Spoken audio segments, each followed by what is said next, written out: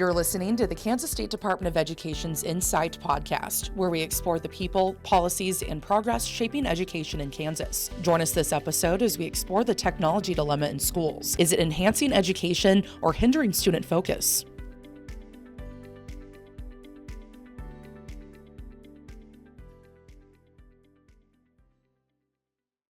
Hello everyone, and welcome back to our second Insight KSDE Podcast. I'm Randy Watson, Commissioner of Education, and I have to tell you, we had a rockin' first episode. Many of you have commented on that, where we kind of went over the history of education in America and a little bit in Kansas. We had two outstanding guests, and we've got some really great guests here today.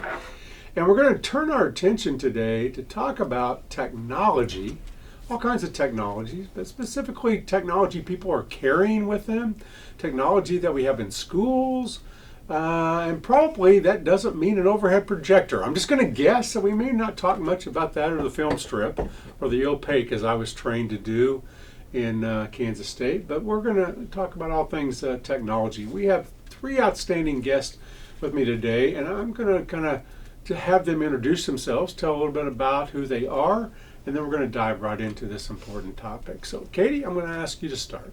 Yeah, thanks for having me today. I'm Katie Allen. I am a school board member in the USD 383 Manhattan-Ogden School District. I have two kids in school, one in middle school and one in high school, and my background is education research.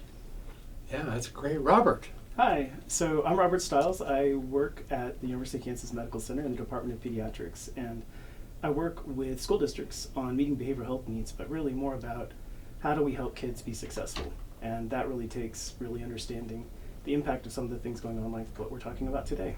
You know, Robert, I have a series of advisory committees, and one of those is a parent advisory, and we did that today.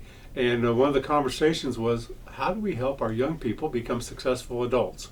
And I asked them, what are the things you want us to teach? What do you want us to focus on? And it's a really robust discussion.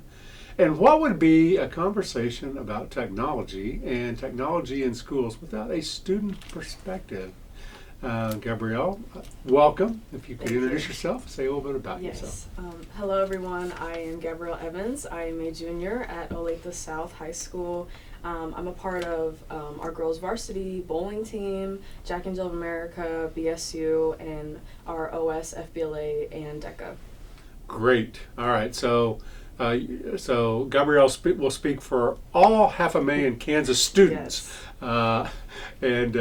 So we'll do a good job. So we're going to jump in. All right. So I mentioned and kind of joked as we were getting started.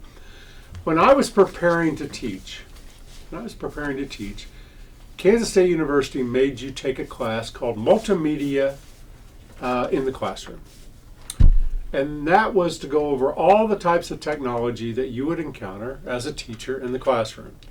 And it was in the basement of Holton Hall. And we literally were trained on a film strip projector, an overhead projector, an opaque projector, and an 8mm reel. And that was it. And then soon, really, as I started to teach, came the great wars. If you're old like me, was it going to be Betamax or VHS tape?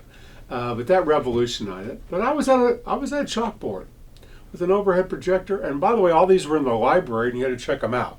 And if someone else got them, then you didn't have the technology for the day. And wow, has that changed? It just dramatically changed. And just changed in such a big way. So, Robert, I'm going to start with you if you don't mind. Sure. Just in your work and what you see and what you're talking about with families and kids, how has technology, you watch that change in terms of the impact it's having on people? Well, the first thing is, when you talk to parents, one of their first questions is, what is the appropriate use of technology? They themselves wonder and question and really want to do it right. We have to accept that in the modern world, and to prepare kids for success and for careers, they have to be able to use technology. I was fortunate to go to high school right when computers were coming along, and we had them in the classroom, and we were beginning to use them. Didn't even have the internet yet. And, it was always a learning process to keep up, just to do my job, and just to be able to work in began to use the internet and began to use research, and now it's very interesting because we're at the point where we're looking at AI. And how is that going to impact the classroom? I teach at KU, and I have to question, how are my students using AI?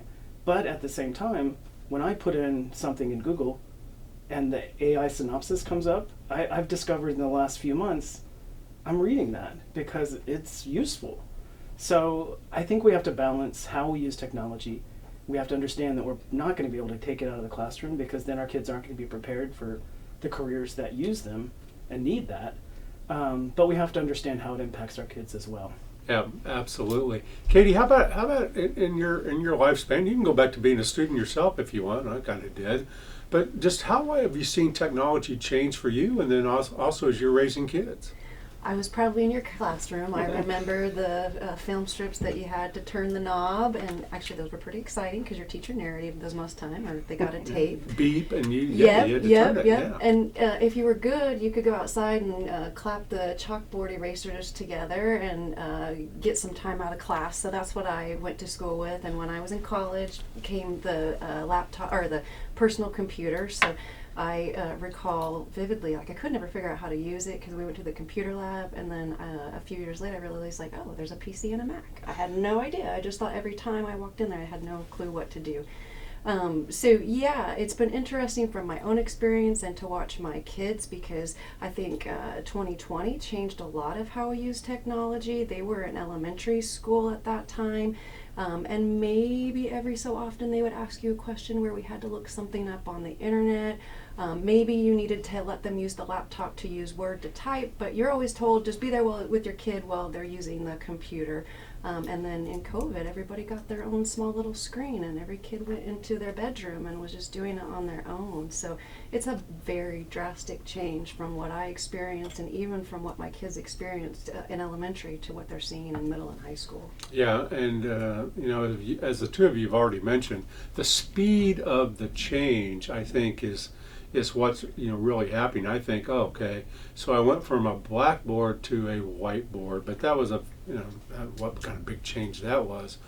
But if you think about just the PC to the phone to the smartphone to now AI, and that even, Gabrielle, I always assume for you, AI is going to be something you're going to look back and say, like we are, oh, I remember when that first came out. Right. But as your kids, and your grandkids, you're going to say, yeah, well, look at where it went. But let's talk just about for you. What have you seen, in your schooling as you've grown up? What the changes have been for you? Well, it's kind of a complicated process, because I even think back to with AI, on our school computers, because there's a whole lot about, blocking certain websites and whatnot. It's actually pretty interesting because the ChatGPT website is not unblocked, but an AI detector is. And I just think about how we are the generation that has grown up with phones, tablets, TV, and kind of parents using technology to parent their children. And I've always been super tech savvy, whether that's because society has kind of made all, teens my age just be used to that. But it's been a very interesting evolution. Even just seeing the new systems that are in place, and Google Classroom, things that make it easier for teachers to monitor their students, and even how Lightspeed Alert itself monitors the computers, and they can see real time what you're doing and don't have to come over to your desk to see what you're working on. They can just see it on their computer. It's been really, really interesting. Yeah, okay. All right. So we teased this all up, right? We kind of just threw a lot of things out. I've been thinking about this as I pose this next question to all of you. Excuse me. So I remember in my yearbook in the 1970s, they had the ads in the yearbook back in the day, and there was an ad of the doctors at the hospital sitting around a board table, much like this, a little bit larger, with ashtrays, and many of them were smoking. All right? And I thought back to my mother and father, who grew up in the 50s, and both smoked. But they didn't know until they became addicted and they were much older, oh, this is not a good thing to do. And so what are we learning? What's the current kind of research saying Hey, we gave everyone, Gabrielle, right? I can walk into Walmart. Little kids have a tablet. Yep. Every student has, is looking at a phone, Katie, right? I mean, we all are as adults too. What are we learning about what is this technology that we call a cell phone? We're going to talk a lot about that because I would argue it's not a phone at all, it's a computer.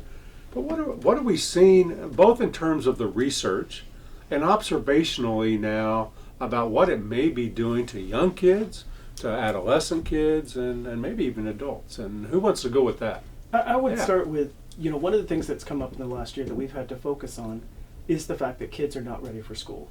They're developmental delayed, and I think we thought that the pandemic and the isolation and those things were things to recover from, but I think some of these things like the use of technology have become permanent.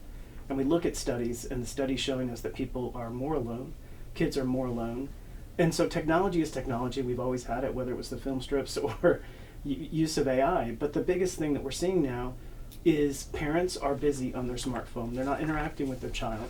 We're seeing children that are using technology and sometimes using it in a positive way for socialization and social interaction, but often using it, so it's just like your child in the 1990s maybe on video games, but now the video game's in their hand and it's always accessible, and so what we're finding is developmental markers in children, right? Every parent who has a baby says, at 6 months they should be doing this, at a year. So we've had to have an entire series of trainings for early childhood educators this year on brain development and how brain development has changed, and that we're not necessarily going to see the same developmental milestones being met at the same times or even being met at all, because the problem isn't that there's technology. The problem is how that technology intersects and interacts or keeps us from doing the types of things that lead a child to be healthy and active and ready for school.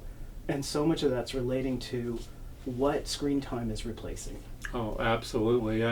I think that's so true. Dr. Louisa Moats, who authored a lot of great books around reading, she recently said on a podcast, and she's developed letters that we use to train. She said, you do not want a young person learning to read on a tablet. You want them learning to read from a book, and then you want them writing around that experience, because there's a process that happens in the brain as the brain develops that you want to have. And then later on, as an adult, once you're fully formed, it's a lot different, right? So, Katie, what do you think about what? Obviously, you're into research too, and you're on a school board. We're going to talk about that too, and you're a mom, so you got a lot of different perspectives on this. But what's kind of been your experience from? Oh, this is really nice. This is fun. Let's get all the kids, a tablet, a device, and now what are you seeing and what are you learning? Well, I'll put that into two buckets, and one is I think we have to untangle having a cell phone from the effects of social media. So there are a lot of really beneficial things about having that in your pocket. You can check the weather, you can figure out where to go, but social media, I think, is very problematic in the way that it just pulls kids in and causes some addictive behavior with always wanting to be online. And I'll reference the Jonathan Haidt book, The Anxious Generation, and what he shows is that there is a real correlation to the rise in all of this technology and social media with youth depression, youth self-harm, and really some of those negative impacts to kids' social and emotional well-being. But I really appreciate that you talked about the academic side about it. I don't think we talk about that enough. And as a school board member, one of the things I think a lot about is it should reflect what our local community wants. And when I ask people what they want and what they think kids should really be focused on, the two things that always come up is reading and writing. So exactly what you said, they want our kids to actually be reading books, reading long novels, not the short things that you could just get in snippets. And then also what I've seen as a parent and is echoed in others, I don't think we're asking kids to use handwriting enough. And like you said, there's a disconnect. When you are not writing things down, you're not thinking about it and you're not remembering. So when they're getting these things just flashed before them, I might think about it for a second, answer the question, but I will never retain that information. And I see that as problematic. And then I also see, just even getting my own kids to address an envelope. It's difficult. So I think that those things are really missing with our overemphasis of everything online. Yeah. Now, Gabrielle, you're listening to a bunch of old people here talk to you about technology. It sounds like we want to go back to a simpler time, right? We want to go back to. Is that true, or what do you think, or what are you seeing with your classmates and your friends? Is this prevail? Is everyone have their own device? Tell us what you're seeing. Everyone does have their own phone at this point, but I know a lot of times first it starts off by just wanting to have communication with their student or with their children, but then it gets to the point again with social media and just not really having regulated screen time. And I see how that affects people my age, because actually in my English class we did an inquiry question project where I chose to focus on how video games create addictions and how they affect teenage behavior specifically. And one of the things that came up was that it caused aggression, depression, anxiety, and social phobias, and having just a hard time communicating with people in real life rather than over a headset and on the game. And even one of my peers with her project, she did about how cartoons affect children, especially since we just kind of let kids either sit in front of the TV or sit in front of the iPad and just watch things that might not be teaching them lessons or anything that's really beneficial to them. And I look at it as just something that might have been taken a little too far in a way that could be detrimental, because it's just so overused, and just needing to have more self-control when it comes to media and technology and what we're consuming. Yeah, absolutely. So I think I want to make it clear, it's one thing to say we've got some technology now. Now we're all kind of thinking about that evolution and the appropriate use. Doesn't mean to say anyone in the past did anything wrong, because you know what you know, and you look at this thing, it's really great. So Gabrielle, I want to stay focused on you. So if we said, what's the policy at Olathe South? Can you have cell phones? And if you do, what's the limitations? So we can have our cell phones during passing periods, as well as lunch and before and after school. And sometimes they do let us use them for instructional purposes, whether that's to scan a QR code that's like on a poster, or we just need to take a photo of something really quickly. But then for the most part in class, they should be completely put away in our backpacks and only needed in an extreme emergency. Okay, but they still are on you as a person. Yeah, they're not forced into a locked box or anything of that Right. nature. Some teachers, they do use phone caddies, but then others just say, hey, just keep it away. And that's just what it is. Okay, and every student in Olathe South just doing that, right? Unfortunately, no. Oh, so Yes. Tell me how kids get around this. So, let's get it out, because parents will be listening. Go, let's find out the scoop. Right.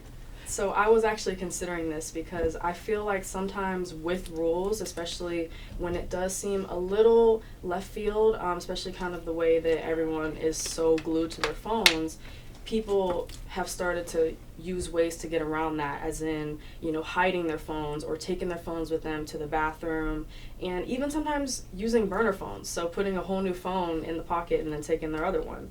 So people naturally just trying to find ways to get around things when they feel like it's too limited against them, even though I do see an improvement in engagement with the class, just not having those phones, and people also using more of their school laptops for things as well. So they kind of use that as an outlet since their phone isn't there to really entertain them. So I just think that we need more regulated screen time on the laptop, and also just our school specifically has had issues with what people Google and whatnot, because sometimes for people that computer is kind of all they have besides their phone. They don't have a home computer, so they kind of treat it as their own personal device.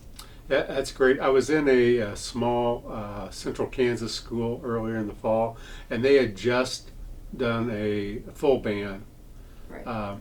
And I was talking, and so they went to and put those in yonder bags is how they approached it.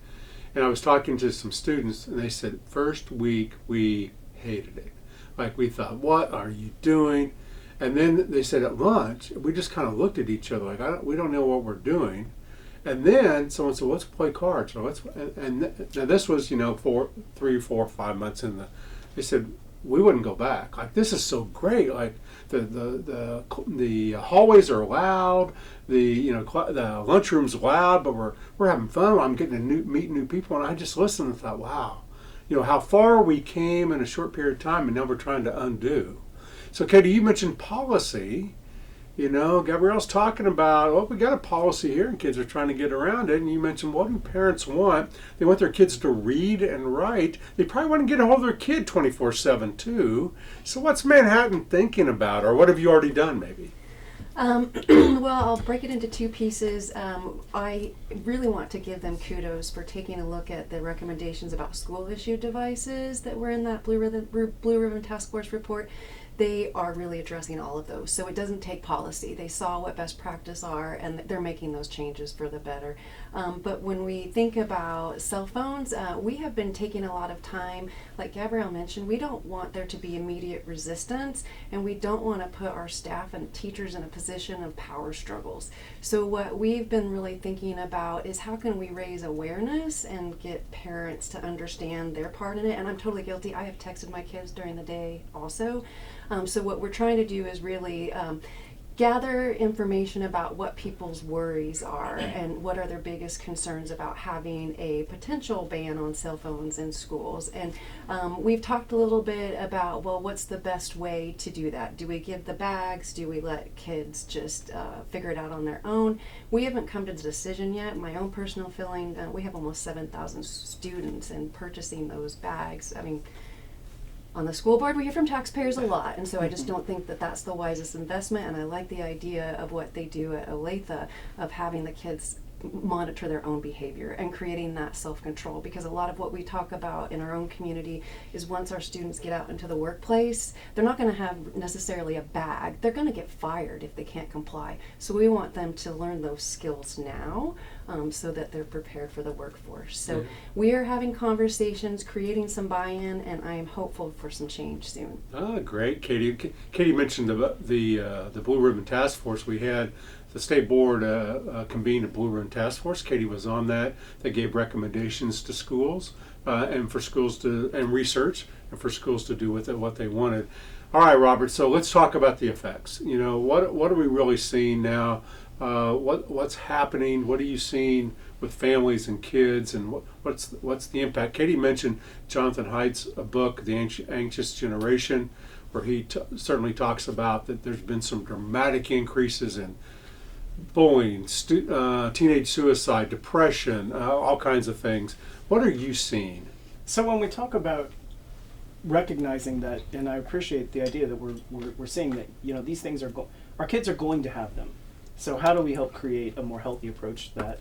And it's so interesting because when you're talking about the early ages, you're talking about having, like under 18 months, not even using it at all. But as you go through time, it's about how can the parent and the guardian kind of participate with their child to learn successful in ways to make use of things. Like, so 18 months, maybe watch an educational video with your child, and they can learn if the parent is engaged in helping the child learn.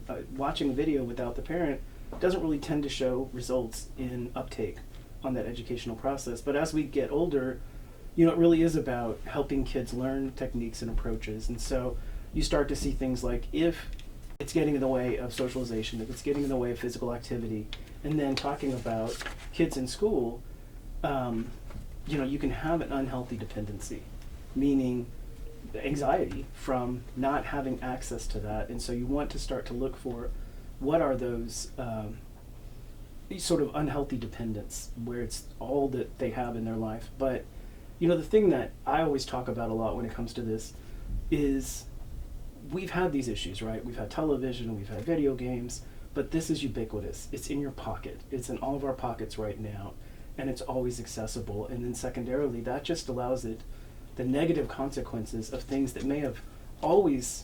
children may have always been exposed to, things like bullying. It makes it much more at hand, and makes it, and we have to remember that we're not emotionally mature until we're about 25. Especially young men. Exactly. Right? And so we have to recognize that early adolescence is that is a crucial period And unlimited usage of their phone and media is really difficult for that 10 to 14-year-old population because they are not ready to see things. They're not ready to experience things, and their emotional maturity involves a lot of emotion. So that's a very important time period, but it's still important at 15, 16, and we can't say an 18-year-old and 19-year-old is fully ready. And so that's it. So I guess the bottom line is throughout life, we have to understand how to turn it into a tool, how to turn it into a useful component of one's life. But we also, as parents and guardians and people in the community and people who should think about it for our own selves, have to think about how are we using it healthy, because our children aren't going to be healthy when it comes to these things if we're not healthy when it comes to these things. Yeah, so, really good advice. So, I mentioned young men, especially brain not developed a little bit slower or emotionally. Are you seeing any differences, Robert, between the effects on females or males or across any demographic that you would look like, or are the effects pretty much the same? You see, we have seen more when it comes to body image issues and other things with girls, but that's catching up, unfortunately. And that's one of the things to talk about, and one of the things to work with kids understanding is just like, what they see on television is not realistic body images. There's just so much more exposure to so many body images, and there's so much exposure, or easily available exposure, I guess is a better way to say it, to inappropriate messages that, these are kids don't feel often great about themselves. They're changing. Life is changing. One of the hardest things for a child is moving from childhood into that early adolescence. Middle school is just so hard. Yeah. So hard. I feel for every middle school teacher. That's the one I would never do it because it's hard. The kids, we can think how brutal middle school girls and boys can be. Well, give them another tool to be even more brutal, and you can see how harmful it could be. Yeah, absolutely. So, all right. So, let's stay on. Katie kind of mentioned maybe it's not the cell phone, but social media was really, I think, you were talking about that, Katie. Let's talk about, Gabrielle, where do high school students spend time on their phone? What are they doing on their phone?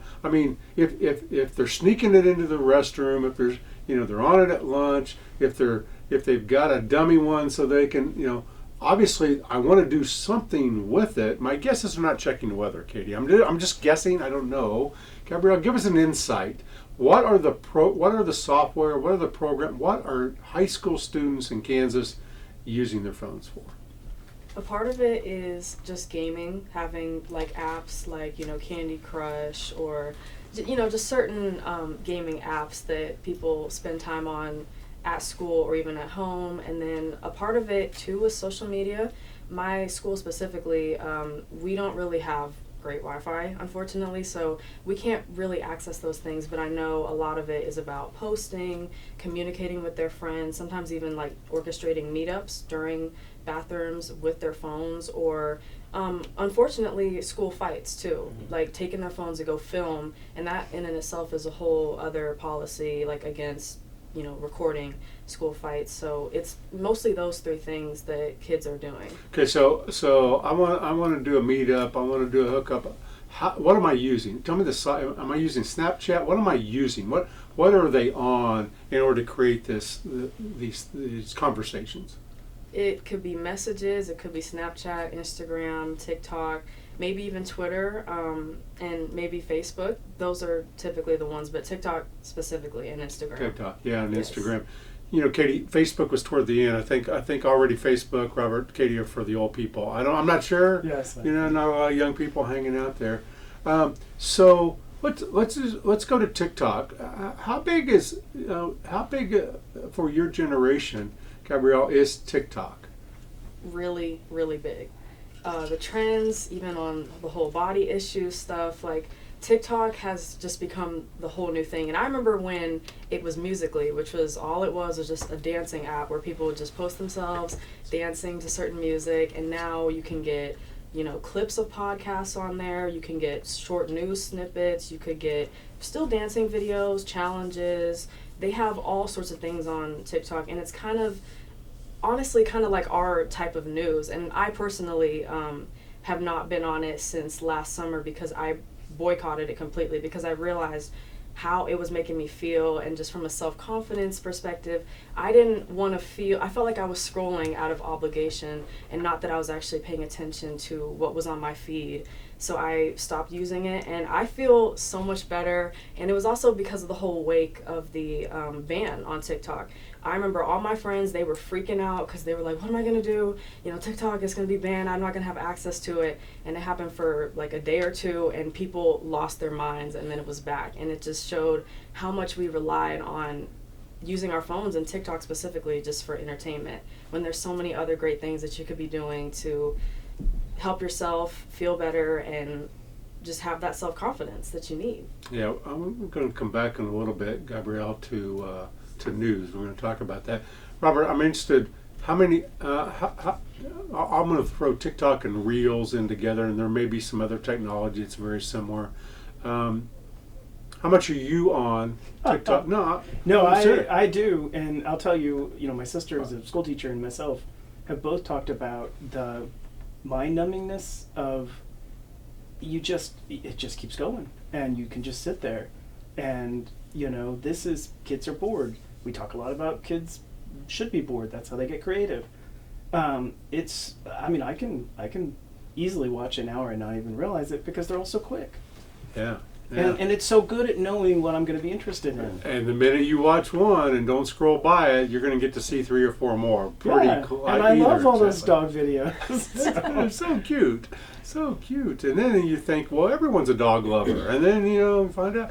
Katie, how about you? TikTok, Reels? Do you get into that? I'm still old. I'm just on Facebook, but I've snuck and looked over my kids' shoulders while they're on TikTok, and so I've seen what it is. I will admit I spend way too much time on Facebook. I like to read the news. But what you said too, my son comes home with current events that he learned on TikTok. So there is some value, but then also all of the, I'll just label it junk that's on there, and the constant scrolling, it's like mindless, and it's addicting and purposefully addicting, and he doesn't realize that they're doing this to him on purpose. It's just a constant want to scroll like, and he's not thinking about it. So yeah, I really struggle with understanding why, because I don't do it myself, although I spend way too much time online in other forms.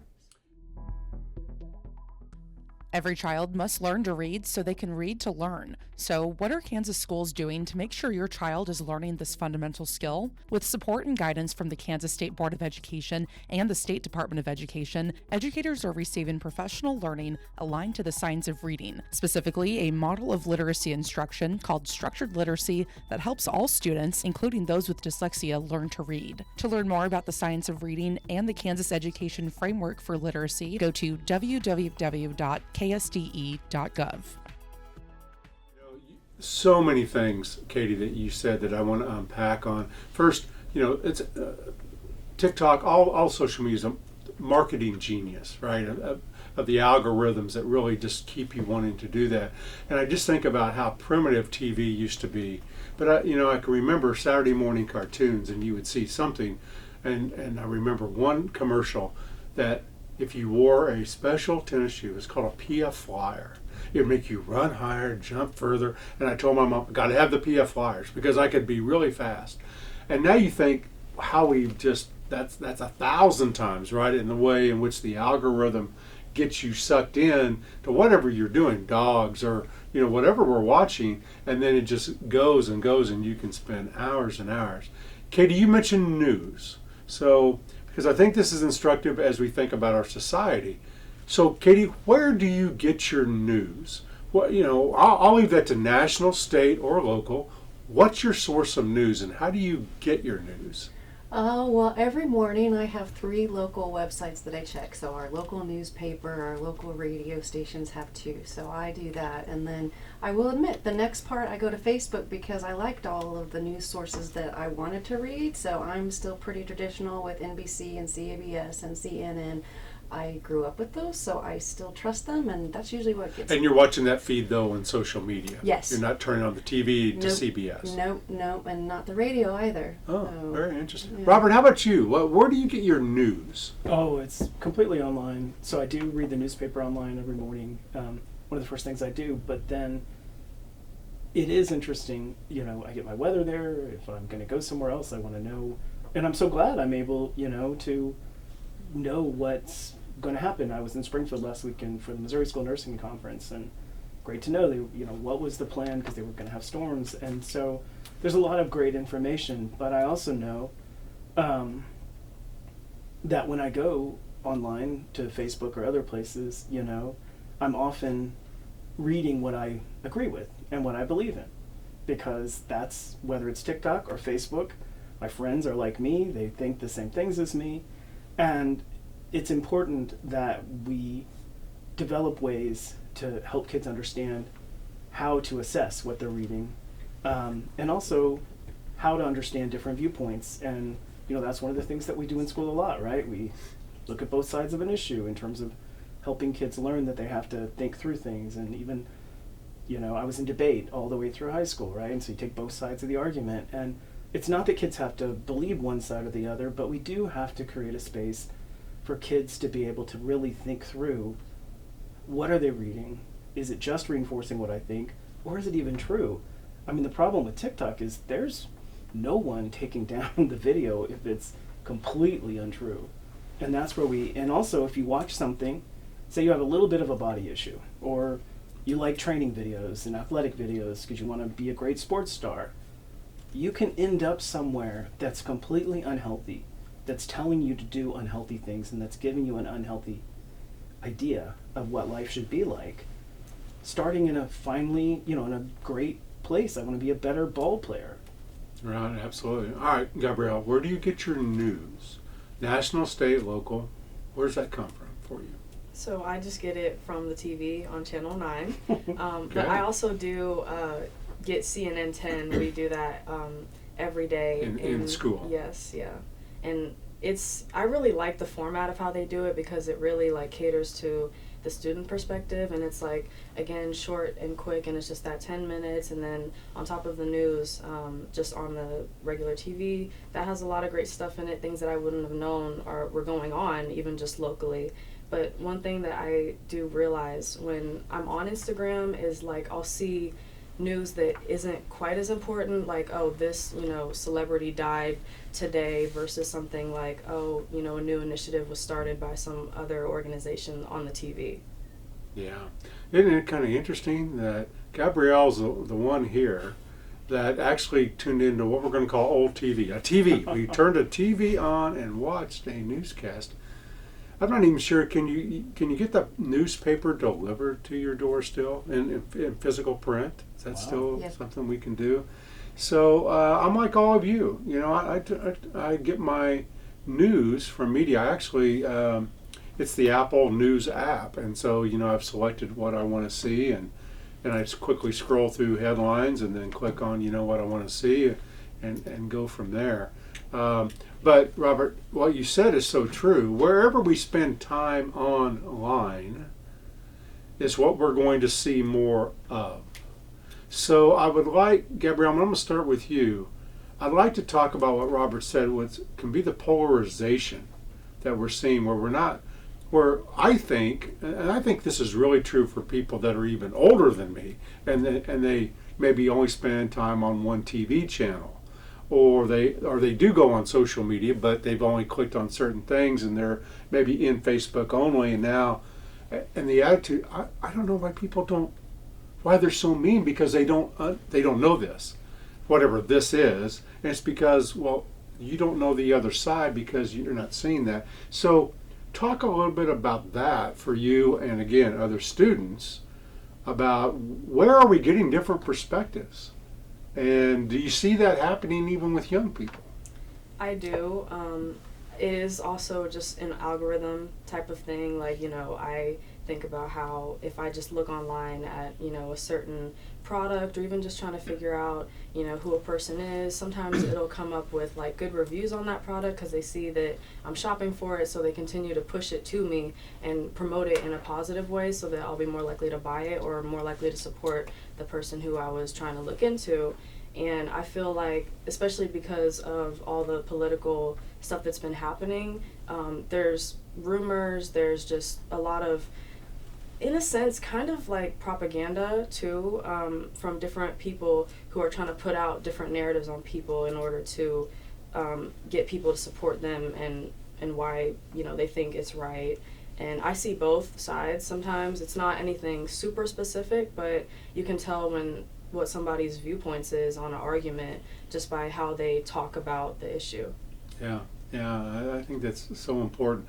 Let's shift a little bit to go to technology in schools that's not student owned. All right, student issued devices.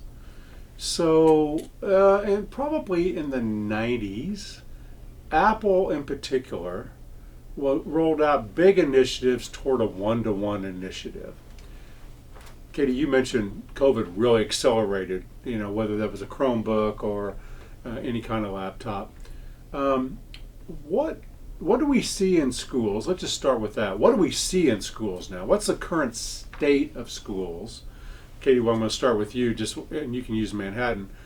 Does every kid get issued a device, and at what age do they get issued a device, and how are we using those devices in schools? Now, that may not be true, but we'll go to Olathe. We're going to go to Manhattan, at least as examples.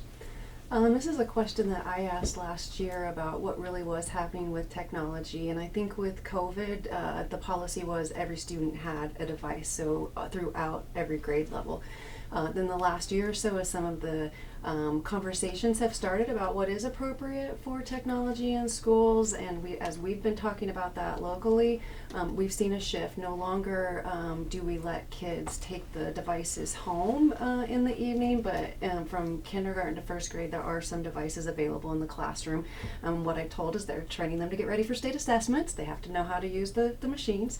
It's real well in advance, Katie. Excellent. Yes, I know. They want to have good results, I guess. So we have found that there's less use in the elementary, and when we ask teachers how they're using it, the response is very little. That a lot of what they're using it for are programs like, I think I'm going to say the wrong thing, IXL Math or others, where students can go in and it's self-paced, and it can actually help them figure out where their gaps are and focus instruction to where students really need it. So we know that that's kind of minimized at the elementary school level. In middle school and high school, every student is issued their own device, and it depends on who you talk to about what's happening. You'll hear from some folks like, oh, it's not very much online, but when I look at what my own kids are assigned, everything's online. Not only are the assignments online, but you now have everything is a learning management system, so you can't, even if somebody gives you paper, you're going to be in a compliance mode to scan it and upload it, or else your work just isn't going to count. And then in high school, it's a similar, we have iPads, and so what I hear a lot from the high school students is, there's a mix of things that aren't online and things online, but you give them this tiny little screen and they can barely function with the keyboards. They just don't like the iPads at all. They like the technology. They'd like to have Chromebooks, but yeah, so from a parent perspective, some of the things too, and I think there has been some improvement. When COVID happened, I think a lot of went online was scanned PDFs that students couldn't manipulate. So, what I saw with my own kids is, trying to learn math on a tiny little keyboard on a PDF they couldn't manipulate. Well, if you want to do divide, I don't even know where that symbol is, and forget it. I don't really care about knowing math because I don't know how to do it on the machine. So I think that it really varies from classroom to classroom and teacher to teacher. But I'm hopeful that as we have more of these conversations, we'll see more intentional use of technology and maybe less screen time. Gabrielle, Olathe South, or even go back in your schooling prior to being in high school. What's been the policy on a school-issued device? I know elementary school, we actually got iPads like around 3rd grade. Were you excited when that happened? Yes, I was super excited because they had different, like there was this one math game where it was like a math sushi type, and you got to like make sushi if you did like the right math equation. Like I think we need more stuff like that in order to engage students more and still also have them practice or learn things. But then when I was in middle school before COVID, because I don't have a normal middle school experience, we had iPads for 6th grade, and then after COVID, they gave us laptops, which I think was a great choice because certain documents and whatnot can't be accessed on like a phone or iPad like they can be a computer. And it was also easier because if you were absent, sometimes you'd have to wait the next day to get the physical copy, but then if you have it online, you can just print it out or just work on it digitally. And then here in high school, we all have Chromebooks that we get, no matter what school we go to, it's all pretty much the same, and they just have different systems on there. Like we have a online library, which I think is very helpful because you just sign in with the school's code, and then you can just access all kinds of library books online. Yeah. Robert, I'm going to ask you if there's a difference between the personal devices or school issue devices as in terms of what you see. But again, as we think about these devices, recently, every year, my daughter and I go to the NCAA volleyball Final Four. This year was in Louisville. And I found very quickly, if I did not have a phone, I could not park my car in the garage. I could not get into my hotel room. I could not buy any snack at the arena because they did not take cash. So, there obviously, technology is going to be with us in any way. Robert, is there a difference between a school-issued device and personal technology in terms of what you see in terms of the effects? I think it really is the same issue of interaction. And when we talk about the classroom and some of the things that have been raised today, it's how is a teacher using it? If it's a PDF that's creating less interaction, and are we replacing things where we would have the students interact and work together? There's great opportunities, right? Whether it's the math, a child struggling with a concept, you can kind of give them some extra work or something that's interactive with the system, but we have to remember that there has to be a balance. So if everything, and we had to struggle, right? And a lot of what we saw in terms of learning outcomes with COVID is related to being at home, being frustrated, also some of the consequences. But we're even seeing, we work a lot on issues of chronic absenteeism, and I do think that helping make school a place that they can be more successful doing it in a classroom involves having that classroom be a place where interaction and all of the things that are going to lead to success in life, but also going to help them learn, is happening. And so we have to make sure that we're balancing using this technology in the ways it can be incredibly beneficial, but also trying to think through how can we use technology to even increase that interaction or allowing students to work together. For example, I lived in a very rural area. It was very hard for me to do class projects like group projects, right? My parents couldn't drive me 20 miles.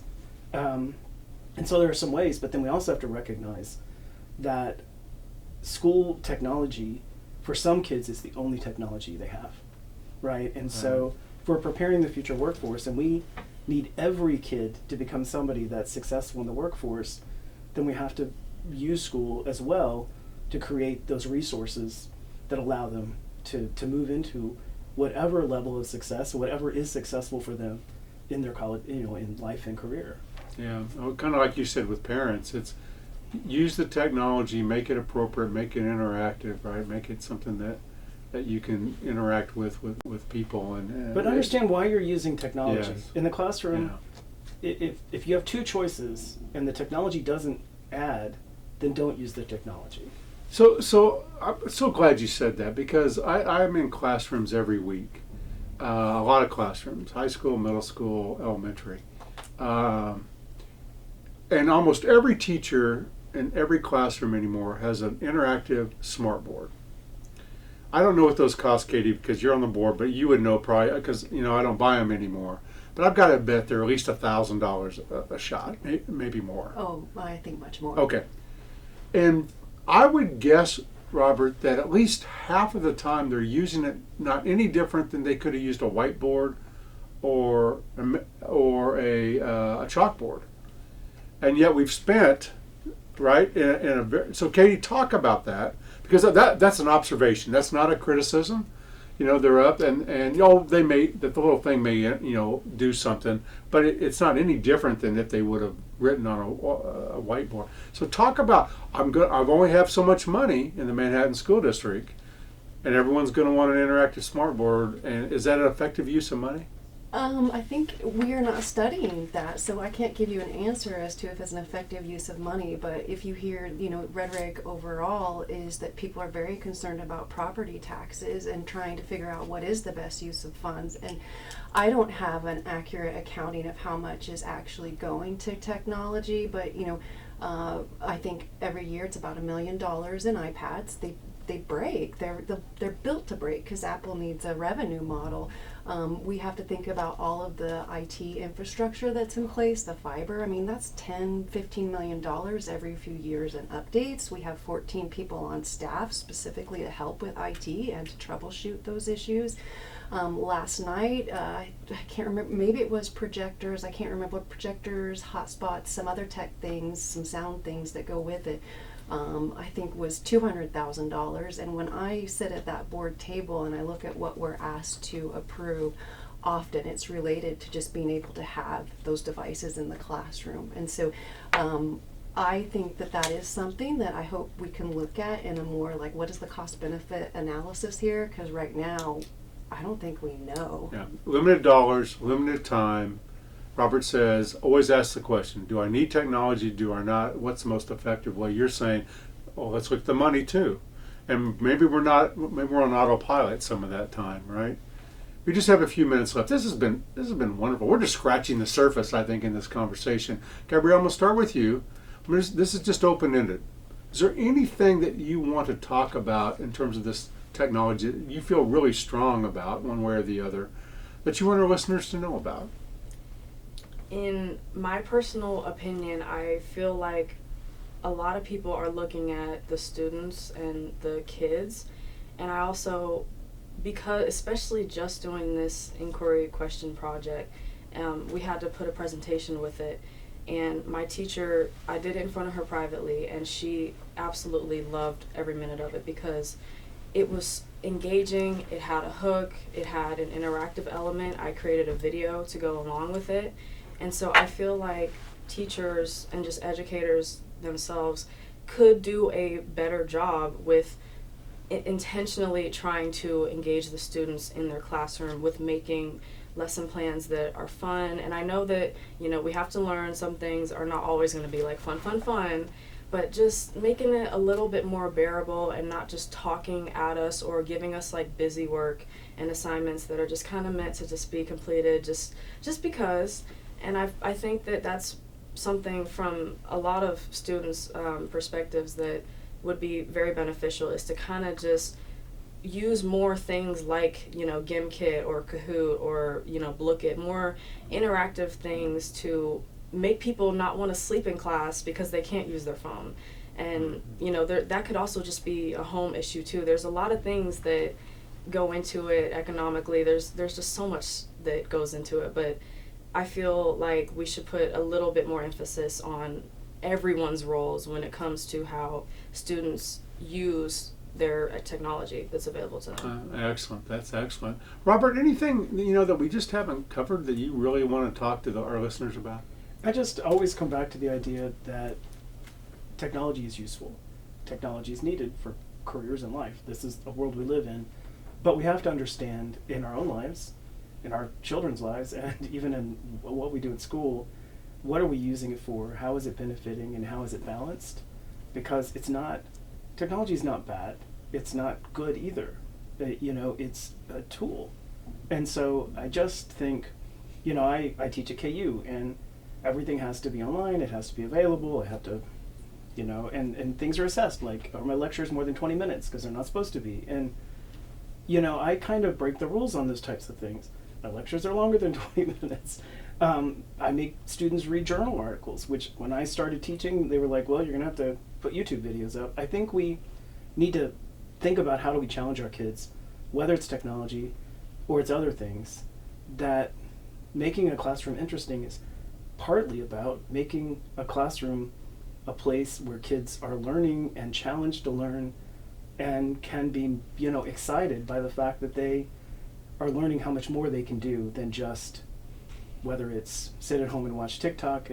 Like all of a sudden I can play a sport and I can do things, and the bottom line is, how do we do lots of things that are useful, including the use of technology, and keep it balanced in a way that we're all more successful and happier and just have lives that work for us. And I think we're seeing the impact on our society of some of this, and not getting into that today, but is this where we want to go?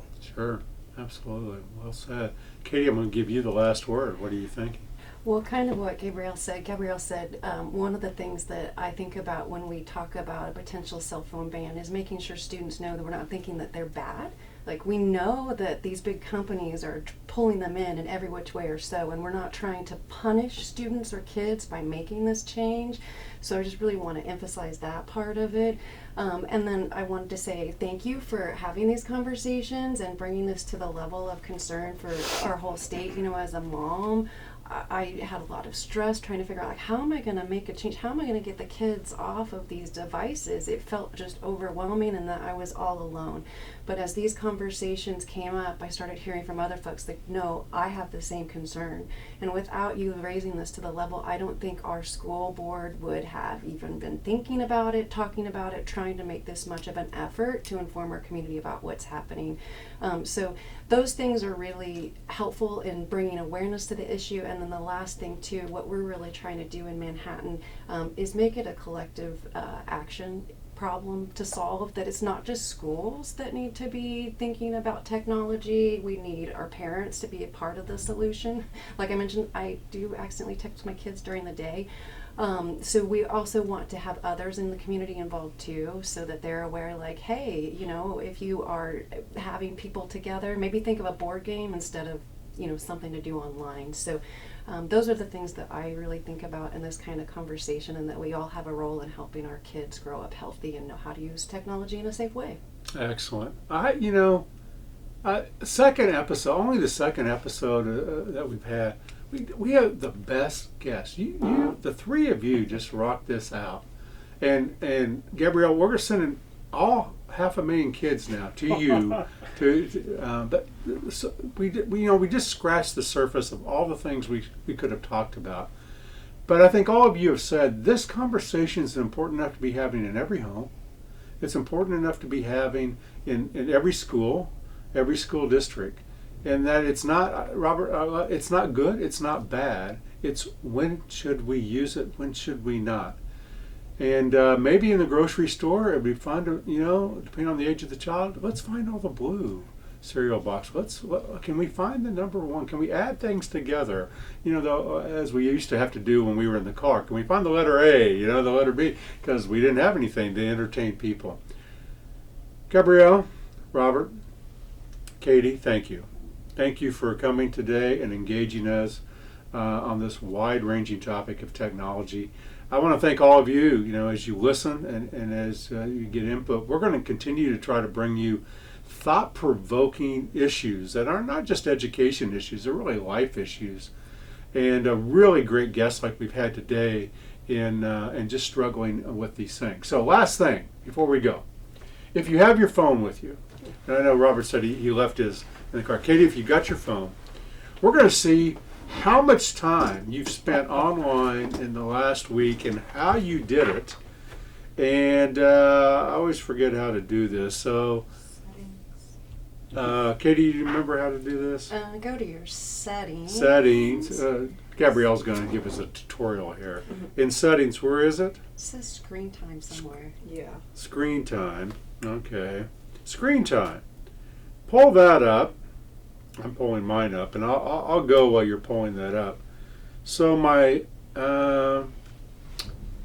My daily average on all devices. So I don't know, is Apple track then all my devices across? Yeah. Okay, so do I get all devices I do all my work on? Daily average, 9 hours and 52 minutes. That seems high. Seems high. All right, Gabrielle. Oh, I guess I should say, what am I doing, I guess, on screen time? I think I have to go a little bit deeper, but let's start with you. How much time last week?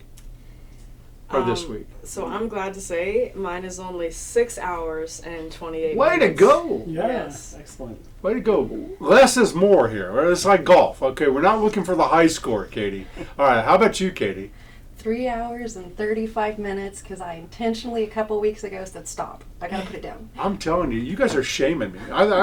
This is non social media shaming, Robert. It's what we've got going on right here in the studio. And you didn't bring your phone in. I swear it was an accident. Okay. All right. But you know what? Do that at home. Go to your control panel, go to settings, look at screen time, see how much in the last week, and then see what you've been doing. We did this with our communication team.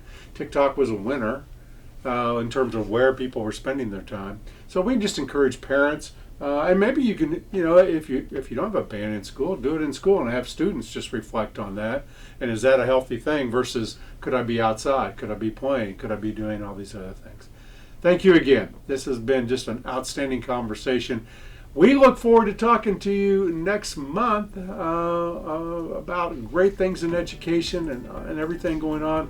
Again, get your podcast, Spotify, Apple, wherever you get it, YouTube. You just get on wherever you get your podcast. We're going to be there, and we hope that you like us and follow us in the future. So thanks, everyone. Thank you.